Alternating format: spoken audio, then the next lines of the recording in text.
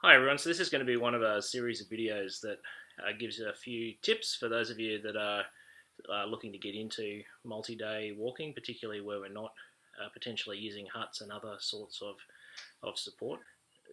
The sort of thing I'm going to go through, there's a lot of discretion for you as to how you do it specifically in your setup, and the best way that works for you at the end of the day is still going to be the way that you should roll with. But as a starting point, what I'll go through with you now will give you just a few tips that hopefully will make your experience on the trail a little bit more enjoyable, and potentially avoid a couple little things from going wrong. So what we're talking about today is how to pack the inside of your pack, and we'll talk a little bit more about pack organisation in a different video. So for the sake of this one, we'll assume that we're packing into a series of small sacks. And what we're going to have a look at is a couple of different types of bags that you can put stuff in.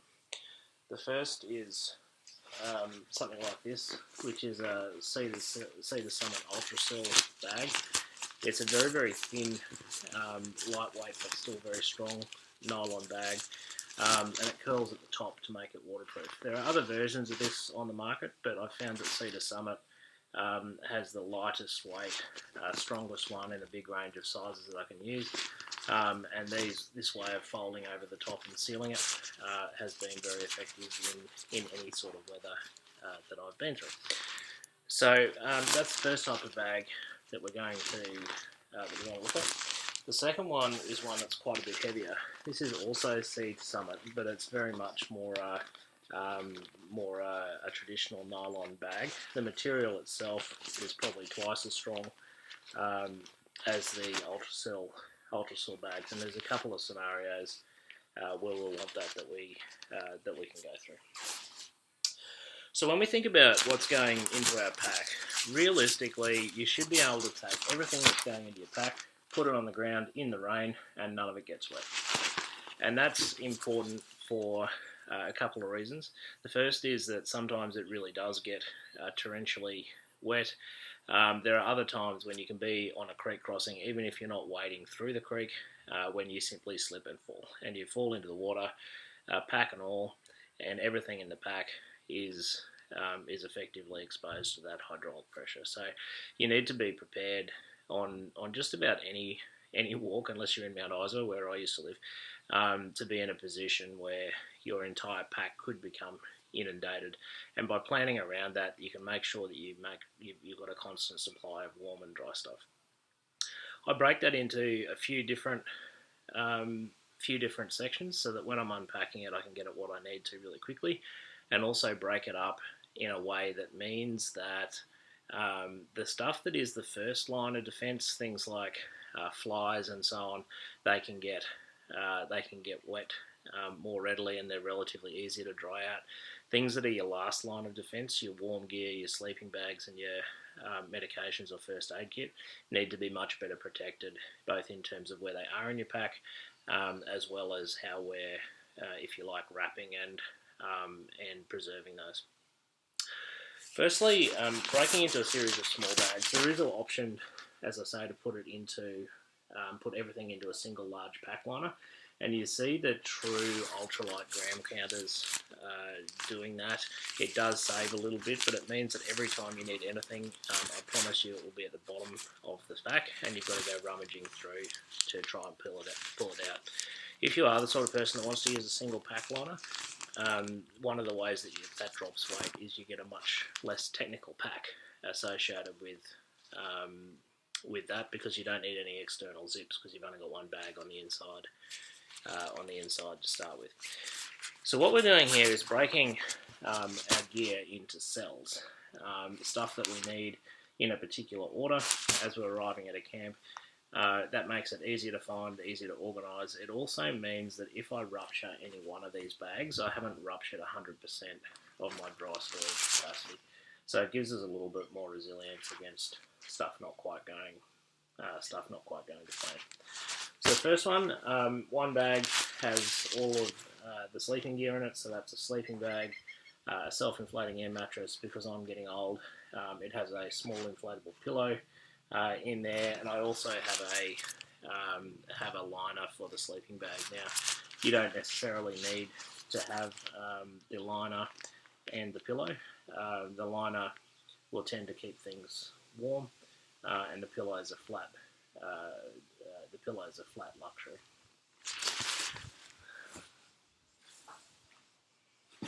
The second one that we've got is the tent and ground sheet.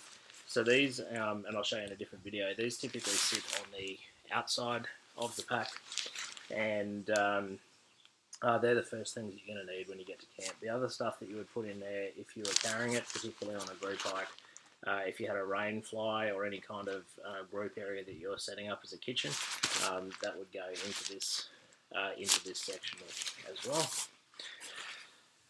We've got 2 bags for clothing here. Now, I use a red one and a blue one to designate warm gear and cool gear, shorts and t-shirts, so that I've got those 2 separately again, so that I'm not rummaging around trying to find what I need. If I'm looking for a jumper, I can find which bag it's in straight away. It also helps me when we're packing the pack to have that split in two, because this is good padding for whatever you're trying to keep in the core of your pack, and we'll have a look at that at a different point. So all of those so far have been in the Cedar Summit Ultra Soul bags, which are the thin light ones, and they're perfectly fine for that sort of stuff. The last little one that I have, and just about everything that you're carrying needs to be in one of these bags, so it's waterproof, as we talked about. The last little one that I have is just what I need for kitchen stuff. So that contains my fork, my bowl, water treatment tablets, toothbrush, toothpaste, and a small towel. And that just means when we're settling down for the night, I can find that quickly, or grabbing lunch while we're working. That one just sits in the top of my pack. The final two, and the two that need to be quite substantially more protected, are your first aid supplies. So this is your last line of defence. Stuff that's what's in your first aid kit, or I carry an emergency kit, which is why mine's a little bigger. Needs to stay dry at all cost. Any of those medications and stuff that you've got in there, any hydrolyte that you've got in there, we're not talking about that getting wet and becoming a problem, we're talking about that becoming damp and becoming a problem. So this needs to be protected to a much higher standard, and really protected against inadvertent punctures that might happen, even from a set of tweezers or something that might be inside that first aid kit. So that's protected better. And the other one is your food supplies. Now, food supplies, there's a few reasons. These always need to be packed separately, and they always need to be in a bag. And the reason we pack them separately is, in a lot of places where you're camping or when you're in huts, you would actually hang this on a peg in the hut to keep it out of the way of rodents. Rats, possums, various forms of birds, goannas, all on different trails, will follow hikers around. We'll hit the places they camp, we'll hit the places that they leave packs when they go on side treks, and attempt to find any food. And they're principally doing that. By smell. So what we're doing here, we've got a much heavier duty bag that's more resistant to cutting and tearing, or teeth and claws, and we've also got a bag that's a bit thicker. We're going to fold it over a bit more, and that's just going to help reduce any odour or smell of the food that's coming outside. That can be picked up by an animal outside this bag. And this is one of the things that we pack in the dead centre of our pack, again, to try and put as much stuff around it as possible to provide some barrier to whatever vermin it is we happen to have on the track at the time. We had a recent case on a walk where food that wasn't in a bag, like this one, even though it was inside a tent, a possum in the evening just simply ate and scratched its way straight through the wall of the tent and helped itself to the food. Now, this is absolutely critical that this is in a well-sealed, durable bag that's separate from everything else so that you can hang it and leave it if you need to, and protect it in the center of your pack.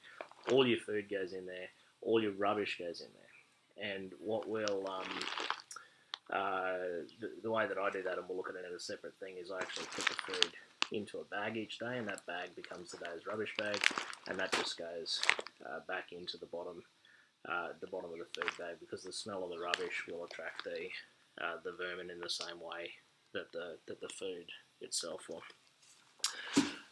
The last trick that I carry with me is good old Glad Ziploc bags, but these great big ones. The reason I'm carrying those is principally for dirty clothes, and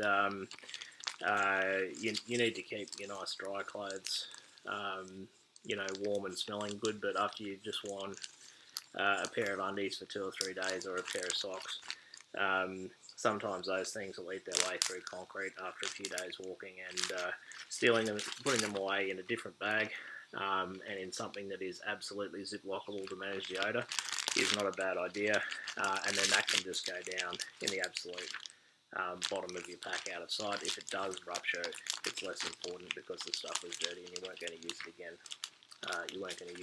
Anyway.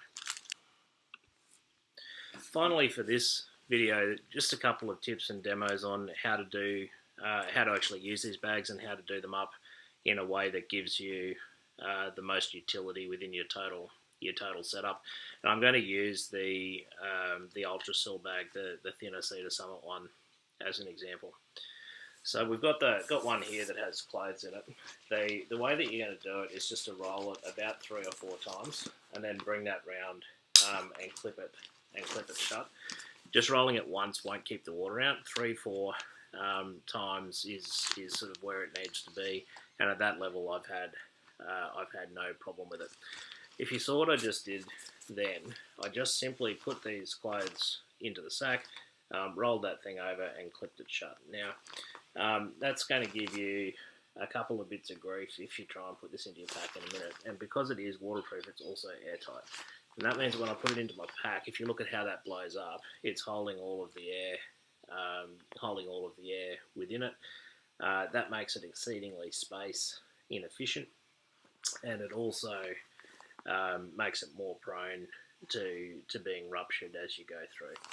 So the best way to do this, and with these Ultrasil bags, it works unbelievably well, is just to put your clothes into the bag, stuff it down, put that between your knees and compress it as much as you possibly can with your knees.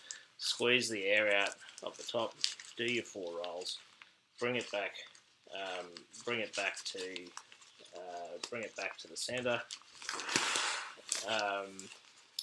clip it up, and then what's going to happen is, as the clothes expand from between your knees, if you can see closely there, this thing now looks like it's been vacuum sealed, because what's happened is that as the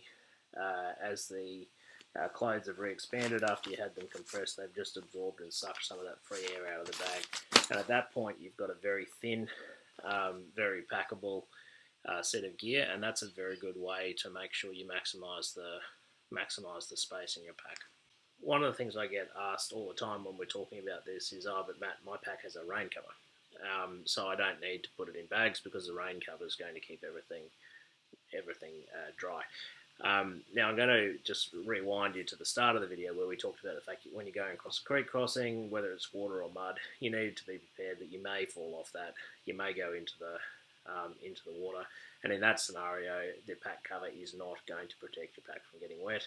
In fact, the pack covers fit only moderately well around the outside of the pack anyway, and so you just can't rely on them as your only line of defense to keep the water off your gear.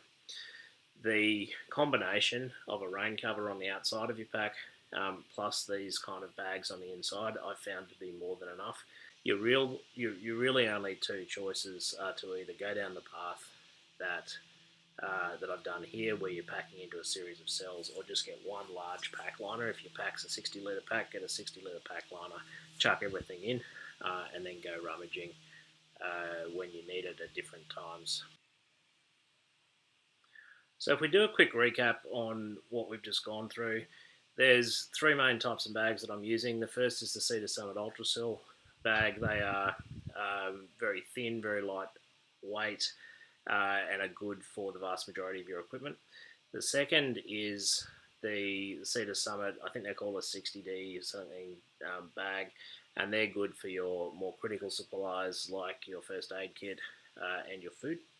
And the third is the large Glad Ziploc bag, which is just for stuff that we're not planning to use anymore after we've been through the trip. Second thing that we went through is just the criticality of keeping your food in a separate bag. That needs to be a thicker bag to manage odour, and it needs to be a bag that we can remove and hang in a hut if there's a peg or something to do that, to keep it out of the way of vermin. All of our food goes into that, and all of our rubbish goes into that because we carry our rubbish out with us. That keeps everything that smells like food locked away in the middle of the pack. Finally, the ultimate test for have you got this right, regardless of how you've gone about doing it, is if you can go and lay all of your stuff out that you're taking on the hike, on the ground, in the rain, and none of it gets wet, then you've done it right. So as you're thinking about what sort of approach you want to take with your pack, these sort of tips will help you to make sure that you've always got stuff that's warm, you've always got stuff that's dry, and come what may, you've limited the chance as much as possible of your gear and food being attacked by vermin. And the combination of those things are really very significant factors in the enjoyment that you'll have on any kind of longer or multi-day hike. The challenge here for you is to get out and experiment, see what works for you, see what combination of things holds together the best when you're both when you're walking, when you're packing, and when you're setting up and deconstructing your camp at the end of the day. Whatever way you choose, enjoy the experimentation. I look forward to seeing you on the trail.